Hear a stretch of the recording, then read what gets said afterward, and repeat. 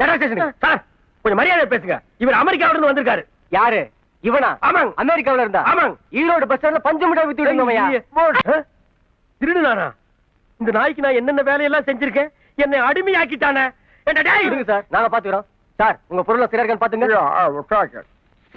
Everything is all right. Everything is okay, but the cream bottle is missing. என்னையா cream பாட்டில காணோம்னு சொல்றாரு? ஐயா நான் எடுக்கலங்க.